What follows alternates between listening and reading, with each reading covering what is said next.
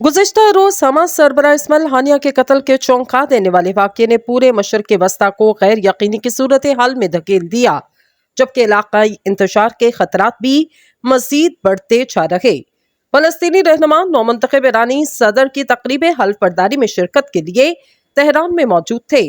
अगरचे इसराइल ने इस इश्तियाल अंगेज फाल की जिम्मेदारी कबूल नहीं की, लेकिन ये अंदाजा लगाना मुश्किल नहीं कि इनके कत्ल का जिम्मेदार आखिर कौन। इस्माइल हानिया के कत्ल से चंद घंटे पहले इसराइल ने लबनान के दारुल हुकूमत बैरूत में भी बमबारी की, जिसमें हिजबुल्लाह के आला कमांडर को निशाना बनाया गया। इस्माइल हानिया के कत्ल के बाद इसराइली वजीर ने सोशल मीडिया प्लेटफॉर्म एक्स पर अपनी भयानक कामयाबी का जश्न मनाया।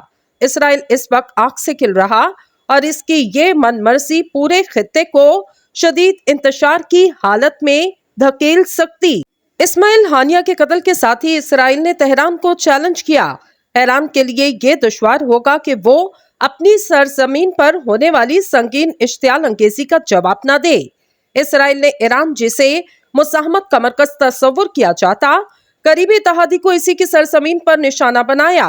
तेहरान को मुकम्मल दाखिली तहकीकात करने की जरूरत, ताकि इस बात का तयन हो सके कि इतनी अहम शख्सियत को कत्ल किया गया। ये पहला मौका नहीं कि जब इसराइल ने ईरान पर हमला किया हो।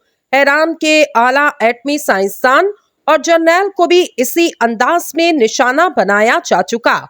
ताहम तहकीकात में जो भी हकाइक सामने आए, इसके कतई नजर ये वाज़ेह कि ईरान की सिक्योरिटी कमजोर रही और इनके मुल्क में होने वाले गुज़िश्ता कातलाना हमलों के पेश नजर ईरान को अपना दिफा मजबूत बनाना चाहिए और अब ईरान की जानिब से इंतकामी कार्रवाई तो की जाएगी। ईरानी सुप्रीम लीडर आयतुल्लाह खामनाई, जो ईरान के हतमी फैसले करते, इन्होंने इस्माइल हानिया के कत्ल के बाद बयान दिया कि उनके खून का बदला लेना हमारा फर्ज है। मुख्तलिफ हलकों से इस्माइल हानिया के कत्ल की मुसाहमत की जा रही।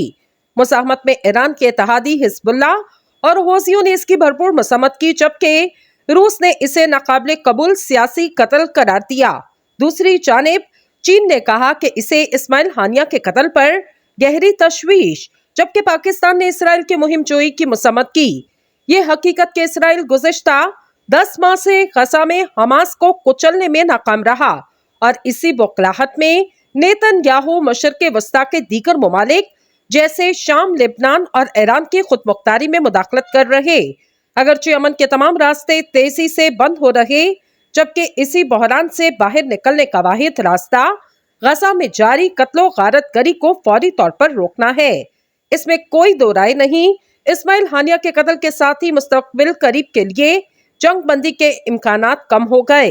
अमेरिका अब भी इसराइल को इस कत्लो गारत गरी से रोक सकता, लेकिन चूंकि ये इंतखाबात का साल, तो ये इम्कान कम ही है कि दोनों सदारती उम्मीदवार वाशिंगटन में मौजूद सहूनी लोबी के खिलाफ खड़े हो जाएं। मशरिक़ वस्ता यकीनन आने वाले चंद दिनों तक शदीद तनाव की जद में रहेगा।